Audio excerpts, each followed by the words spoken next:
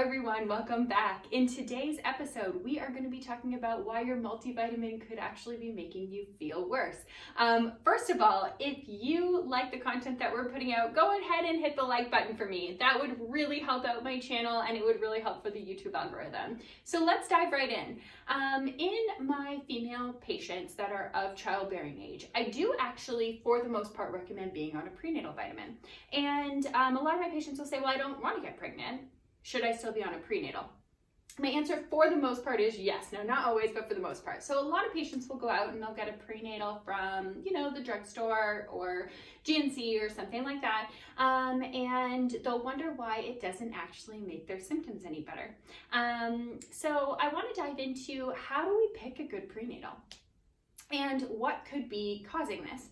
So first of all, with a good multivitamin, right, what you want to pick is a multivitamin that has absorbable nutrients that are ready to use by the body. So the question becomes, as a regular person, how are you able to decide this? So if you turn over your multivitamin, there's a couple key components that I look for in a really good multivitamin. First of all, I look at B12. So B12 will either be, usually it's in the form of methylcobalamin, which is great, or cyanocobalamin. Cyanocobalamin is not as good, not as usable by the body, and not as easy to process. So that's kind of one of the first things that I look at. The next thing that I look at is folic acid. Okay, so you might be thinking, well, wait a second. I know that in a prenatal, folic acid is one of the most important things for me to be on. Absolutely. What we're talking about here isn't necessarily the whether or not you need folate, it's the form of folate. So in a multivitamin, oftentimes you'll look and it'll say folate. What we are looking for is something like methyl tetrahydrofolate, okay? Not folic acid. Folic acid is a synthetic form of folate, and in order for your body to be able to use that, it has to methylate it, okay? And it has to activate it to be able to utilize it.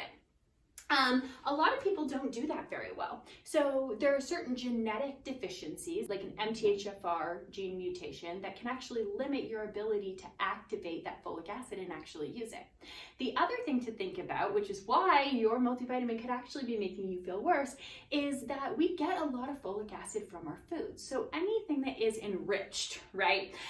So most box things, even flour in your cupboard has folic acid in it. And folic acid can actually block up your folate receptors on a cellular level so that you're not only not getting a super bioavailable usable form, but you're also blocking up your ability to use your folate. So when we're looking at a multivitamin or a prenatal vitamin for women, we really want folate, not folic acid.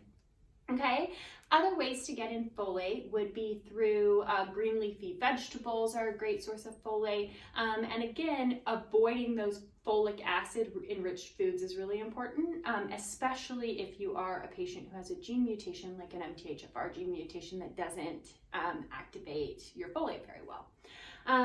So those are the main things that I look at. It's the easiest way to turn around your multivitamin and just check, hey, are we doing a good job? How are my nutrients? Those are two key components that I would turn around today and see if your B vitamins in your multi or your prenatal are activated and ready for use.